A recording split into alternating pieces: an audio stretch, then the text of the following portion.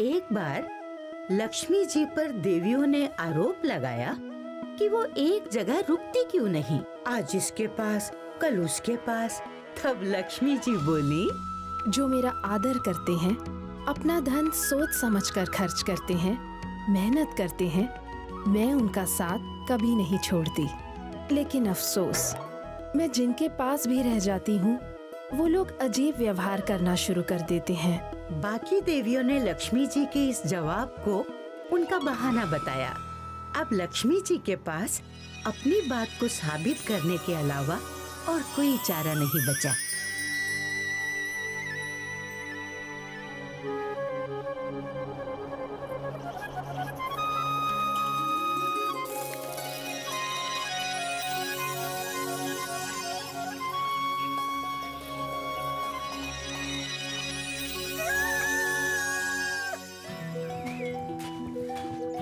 रामू के परिवार का गुजारा जमीन के इसी टुकड़े पर होने वाली खेती से चलता था। जल्दी खोलो, मुझे भूख लगी है।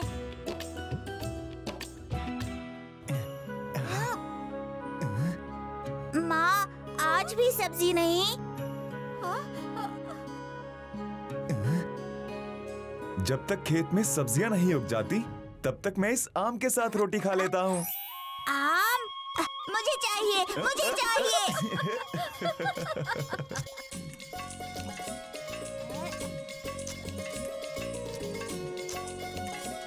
रामू का परिवार गरीब जरूर था, लेकिन खुश था। और आज तो उसकी खुशी दुगनी नहीं, चौगनी होने वाली थी।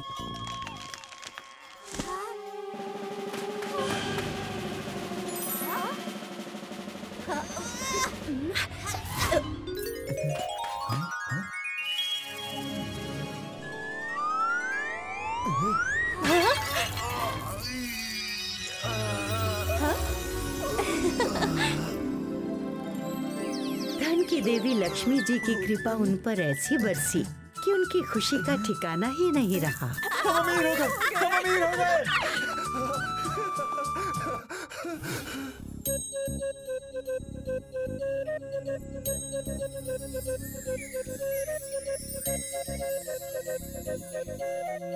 रानी खजाने की रखवाली करने के लिए घर पर थी और रामू खेत में। घर में खजाना हो तो भला रामू का मन कड़ी धूप में मेहनत करने में लगता।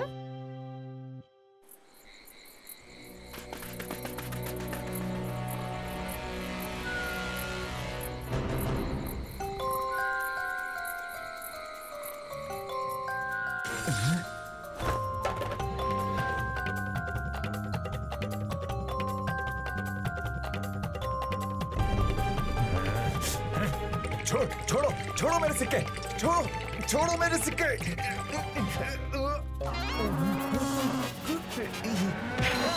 धन के साथ उसके चोरी होने का डर भी तो लगता है, वही रामू को था। इतनी जल्दी आ गए?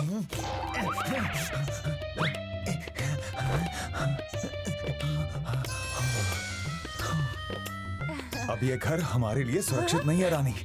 तो सिक्के मिलने के बाद रामू ने एक आलीशान घर बनाया और ऐशो आराम से रहने लगा। अब रामू वो पहले वाला रामू नहीं था।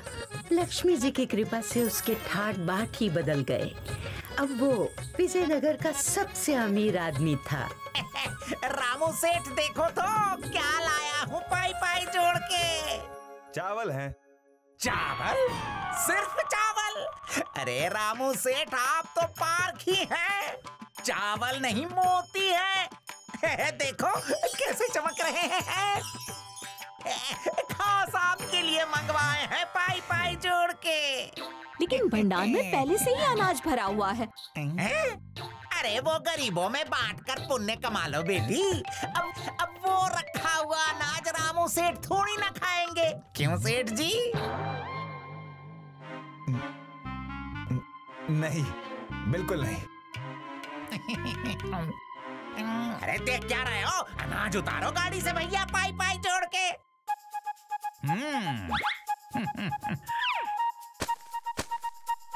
उडंका, ये लो तुम्हारे सिक्के।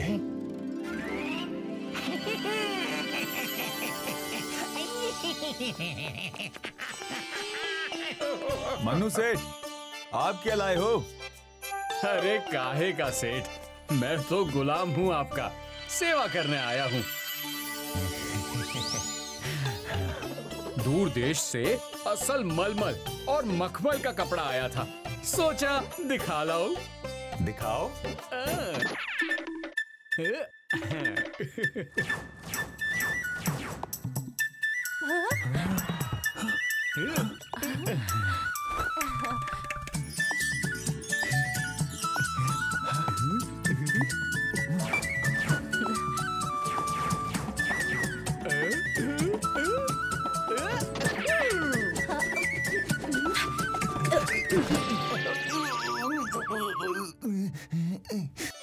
ये धन कोई रामू की मेहनत का तो था नहीं, इसलिए वो अनाप शनाप खर्च करता रहा।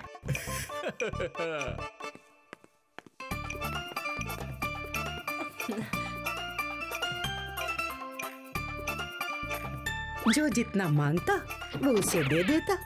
रामू के पास पैसे कम हुए, लेकिन उसके शौक नहीं।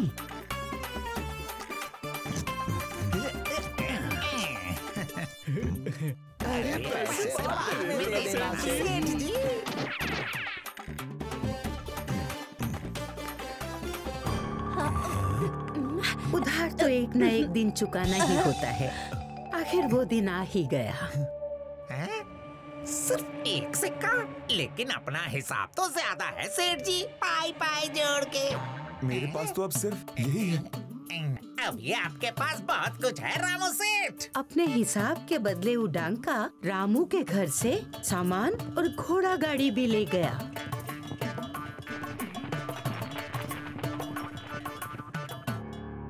ऐसे खड़े क्या देख रहे हो? जब चुकाने की हिम्मत ही नहीं थी तो सामान लिया ही क्यों? बड़ा सेठ बनने चला था। उतारो इसे, उठा लो सारा सामान। रामू ने धन खर्च करने में ना तो दूरदर्शिता दिखाई थी और ना ही अकल लगाई। उसे अब अपनी गलती का एहसास हो गया था। एक भी सिक्का नहीं है, फिर भी सिंहासन पर बैठे हो। चलो उठो।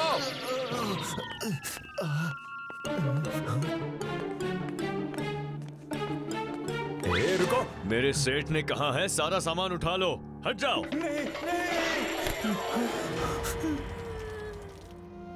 हमारे सुख के दिन खत्म हुए रानी। मुफ्त में मिले धन को पाकर हम लक्ष्मी की कदर करना भूल गए थे, इसीलिए वो हमसे रूठ गई। अंत भला तो सब भला। रामू और रानी ने अपनी गलतियों से सबक लेकर फिर से मेहनत करना शुरू किया।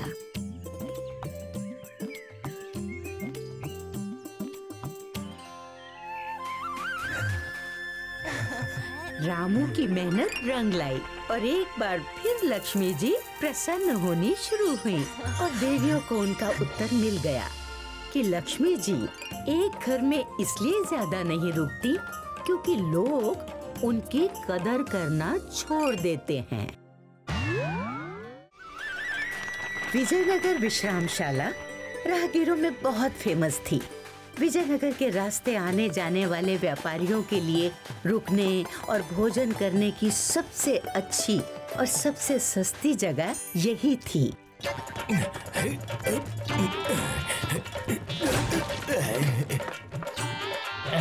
क्या हुआ? ये विश्रामशाला इसी बिमलेश की थी।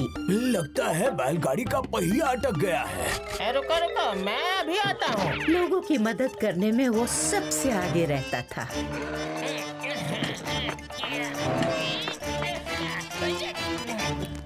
धन्यवाद बिमलेश। भास्कर भाई, आप भोजन करके आराम करो, मैं इस रास्ते का कुछ करता हूँ। हाँ? भलाई के इस काम में बिमलेश को अपने भाइयों का भी बहुत साथ था।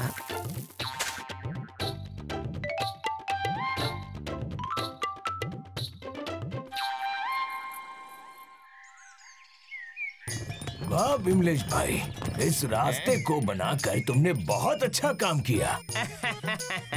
संभल कर भाई, फिर आना है।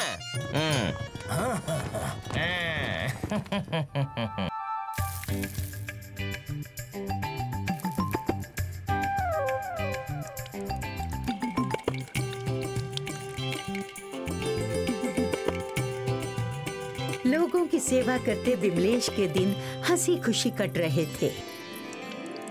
और एक दिन विमलेश की विश्रामशाला में एक आदमी आया जिसे उसने पहले कभी नहीं देखा था। बहुत दूर से आए हुए लगते हो भाई। विश्रामशाला में भोजन प्रसाद पाकर आराम क्यों नहीं करते हैं? वहाँ तो पहले ही बहुत लोग हैं। थोड़े आराम के बाद मैं आगे कोई और ठिकाना ढूंढूंगा। बिमलेश से ये देखा नहीं गया कि कोई मुसाफिर उसके विश्रामशाला से बिना भोजन और आराम करे जाए। विश्रामशाला में नहीं, लेकिन उसके घर में तो जगह थी। ये चने आपके लिए।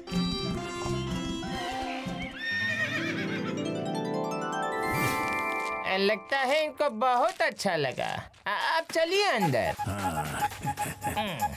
और ये रहा आपका भोजन। इतने अच्छे पकवान देखकर तो मेरी भूख और बढ़ गई। भूखा क्या मांगे, 2 रोटी। यहाँ तो उसे मिले कई तरह के पकवान। फिर क्या, मुसाफिर जुट गया खाने में।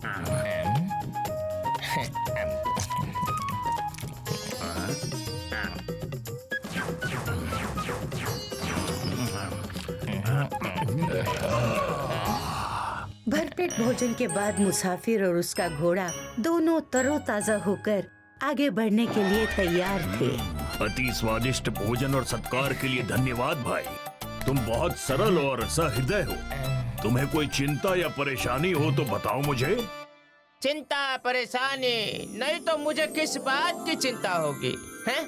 मेरा भरा पूरा परिवार है, 2 भाई हैं, हम सबके बच्चे साथ में खेलते हैं। ये विश्रामशाला है जिसमें लोगों की सेवा करके मेरा गुजारा अच्छे से चल जाता है। मुझे किसी बात की चिंता नहीं है। ओह, तो तुम ऐसे अपने दिल की बात नहीं कहोगे। रुको।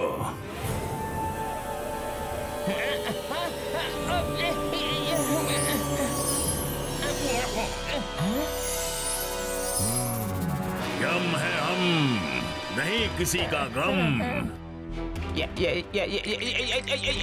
यमराज, प्रभु आप यहाँ कैसे, यहाँ क्यों? डरो मत, मैं कभी कभार पृथ्वी लोक भ्रमण करने आता हूँ। अब तो तुम भी मुझे जान चुके हो। बताओ, तुम्हें क्या चिंता है? बिमलेश ने बताया कि उसे अपने परिवार की चिंता थी कि अगर उसे कुछ हो गया तो उनका क्या होगा। इसके साथ ही वो अपनी विश्रामशाला को और बड़ी बनाना चाहता था ताकि वो ज्यादा से ज्यादा मुसाफिरों की सेवा कर सके। तथास्तु, तुम भले इंसान हो बिमलेश। तुमने बिना मेरा परिचय जाने मुझे भोजन कराया, मेरे आराम की व्यवस्था की। जीवन और मृत्यु अटल है, मैं स्वयं भी उन्हें रोक नहीं सकता, परंतु तुम्हारी सेवा के बदले इतना कर सकता हूँ कि तुम्हारे अंतिम पड़ाव में जब मैं तुम्हें लेने आऊंगा उसके पहले तुम्हें कुछ संकेत दूंगा। उससे पहले तुम अपने परिवार और लोगों की सेवा के लिए जो चाहो कर सकते हो। धन्यवाद प्रभु।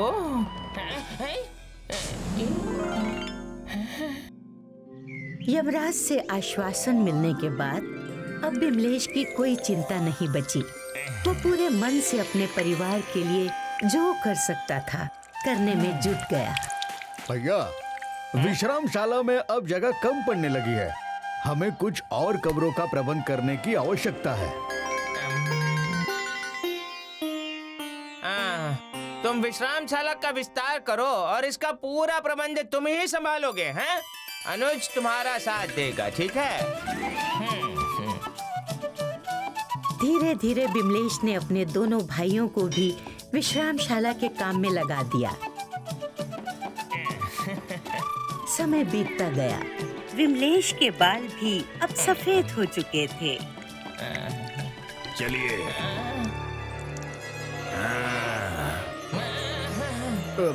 क्या हुआ भैया? कुछ नहीं, मैं ठीक हूँ। भैया मैं सोच रहा हूँ कि विश्रामशाला के लिए एक और भोजनालय की आवश्यकता होनी चाहिए। मैं इसका प्रबंध अनुज को देना चाहता हूँ। बिमलेश खुश था क्योंकि अब उसके दोनों भाई भी अपने पैरों पर खड़े हो चुके थे। समय बीतता गया और विमलेश के भाइयों ने उसकी सलाह पर चलते हुए विश्रामशाला के काम भी संभाले और बढ़ाए भी।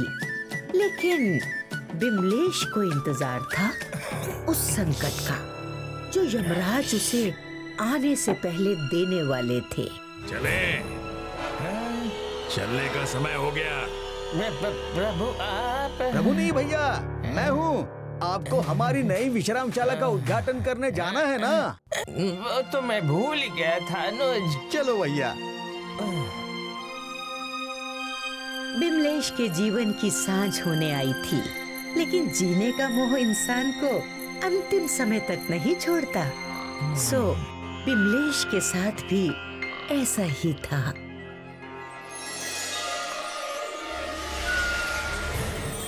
चलो बिमलेश, पृथ्वी लोक पर तुम्हारा समय पूरा हुआ, तो अब चले। अनुज।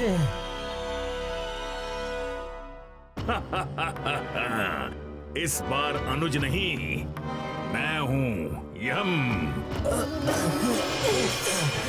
प्रभु, आपने तो कहा था कि आप आने के संकेत देंगे। मैंने संकेत दिए थे बिमलेश। तुम्हारे बालों का सफेद होना, तुम्हारी कमर का झुकना, वृद्धावस्था में तुम्हारे दांतों का टूटना, ये सब मेरे ही आने के संकेत थे। परंतु ये तो सभी को मिलते हैं ना प्रभु। हाँ, इसीलिए तो गुणीजन इस समय की तैयारी करके रखते हैं, जैसे तुमने की। मैं देख रहा था तुमने अपने भाइयों को अपने काम में निपुण बना दिया है। अब वो भी देखभाल और लोगों की सेवा खुद कर सकते हैं। विमलेश को महसूस हुआ कि अनजाने में उसने उस दिन यमराज के कहने पर अपनी सारी जिम्मेदारियों को अच्छे से संभाला था। अपने भाइयों को इस लायक बनाया था कि वो उसके जाने के बाद भी परिवार की देखभाल कर सकें। अब उसके दिल पर कोई बोझ नहीं था। उसने हंसी खुशी यमराज के साथ पृथ्वी लोक को अलविदा कहा।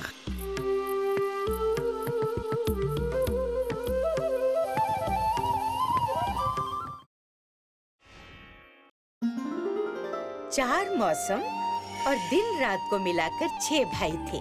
दिन और रात ने तो अपने समय का बंटवारा कर लिया, लेकिन चारों मौसम में इस बात को लेकर बहस हो गई कि कौन बेहतर है। फिर अग्निदेव ने कहा, मैं बड़ा हूँ, अगर मैं ना रहूँ तो फसल ही ना हो, लोग भूखे बेहाल हो जाएं। अब बारी आई शीत देव की।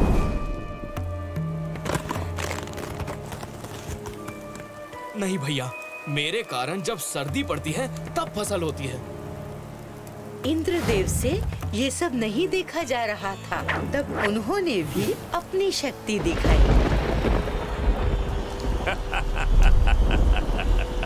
भैया, फसल मेरे बारिश कराने से होती है। सबसे छोटे वरुण देव भी किसी से पीछे थोड़ी न थे। भैया, मैं जब चलता हूँ तब बादल आते हैं, फिर बारिश होती है और फिर फसल। कौन सा मौसम बेहतर है ये लोगों के अलावा और कौन बता सकता था। इसीलिए चारों देवता विजयनगर आए। मौसम में मौसम है गर्मी का पाई पाई जोड़ के। सुना तुम लोगों ने? विजयनगर वासी कितना चाहते हैं मुझे। एक के कहने से क्या होता है भैया? ये तो सही कहा सेठ। देखो तो गर्मी में खूब आम होते हैं, जिससे मुझे बहुत मुनाफा होता है। फैसला हो चुका था। विजयनगर वासियों को अग्निदेव के सहारे छोड़कर बाकी भाइयों ने विदा ली।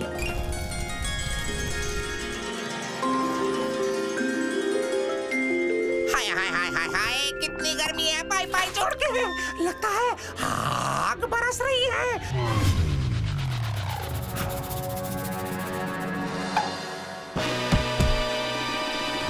अरे मेरे सारे आम सूख कर तो खराब हो गए। इस बार की गर्मी ने तो मेरा बहुत नुकसान कर दिया। हाय गर्मी, पानी, कोई पानी पिला दो। ये गर्मी है या बला, कब टलेगी?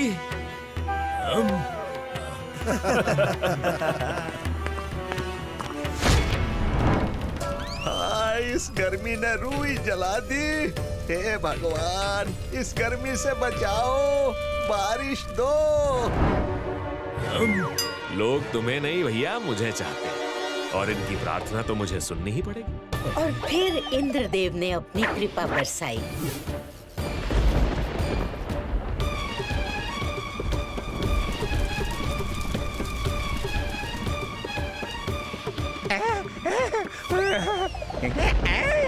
बारिश आ गई। चलो, गर्मी से तो राहत मिली पाई पाई जोड़ के। ओह, ये बेमौसम बारिश तो मुझे मूर्ति ही नहीं बनाने देगी। जरूरत से ज्यादा तो कोई चीज अच्छी नहीं होती, फिर चाहे वो बारिश ही क्यों ना हो। ये कौन सी परीक्षा ले रहा है ऊपर वाले पाई पाई जोड़ के।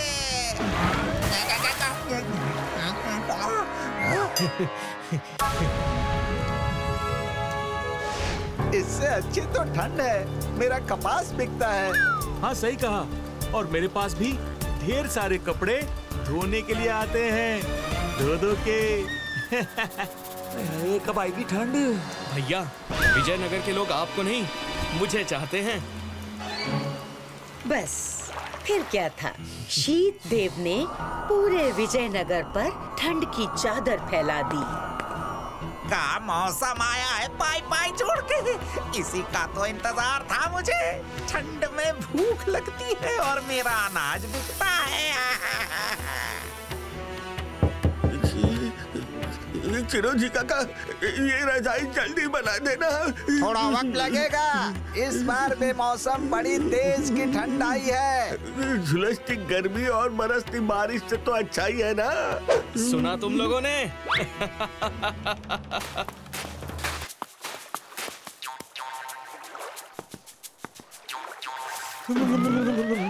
ये पानी है या बर्फ, धो धो के।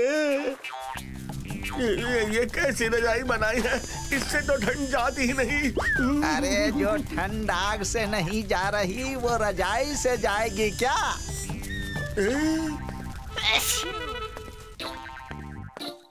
रोज दुकान खोलकर किसका इंतजार करते हो? ठंड ने सबको बीमार कर दिया है। लोग वैद्य जी की दवाई खाएंगे या तुम्हारा अनाज? हाय पाई पाई जोड़ के, ये सारे मौसम मुझे बर्बाद करके रहेंगे। इस ठंड ने तो मेरी हालत भी खराब कर दी। इतने लोगों के लिए दवा कहाँ से बनाऊं? अब कल आना। एक तो इतनी ठंड और ऊपर से दवाई भी नहीं। हे भगवान बचाओ। तो शीत देव को समझ आ गया कि यहाँ उनकी दाल भी नहीं गली है। अब बारी सबसे छोटे वायुदेव की थी। देख लिया भैया आप लोगों ने, आप तीनों नहीं चाहिए। विजयनगर वासियों, अब मेरी बारी।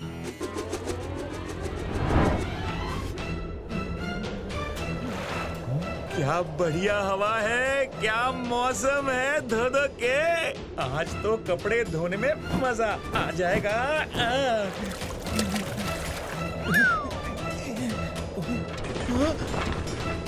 अरे नहीं, मेरे कपड़े धो धो के। मेरे कपड़े।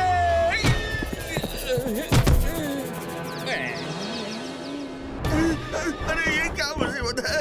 अरे अरे मेरे पैर, अरे बचाओ।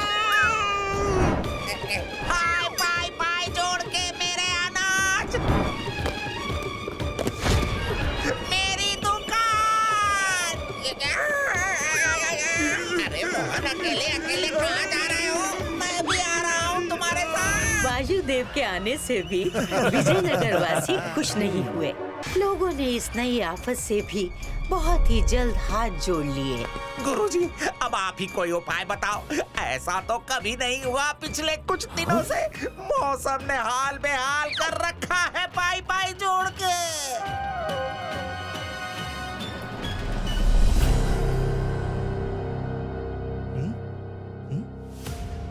मेरा भी बहुत नुकसान हो गया गुरुजी। ऐसा प्रतीत होता है कि मौसम के देवता आपस में लड़ रहे हैं। देवता होकर उन्हें सोचना चाहिए। उनके झगड़े में नुकसान हमारा हो रहा है। लड़ाई हमेशा खुद को एक दूसरे से बेहतर सिद्ध करने के लिए होती है। अगर वो ये जान ले कि लोगों को उनका एक दूसरे से बेहतर होना नहीं बल्कि एक दूसरे के साथ होना पसंद है, तो ये लड़ाई ही खत्म हो जाए। गुरुजी की बात सुनकर चारों देवों को अपनी गलती का एहसास हो गया।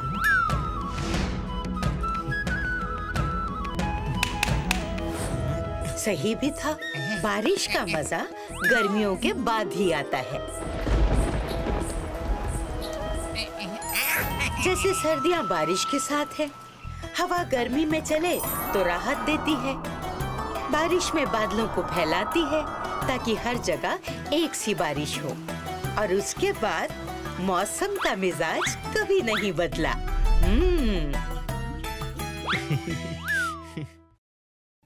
If you like this video, subscribe to our channel Murthy Media.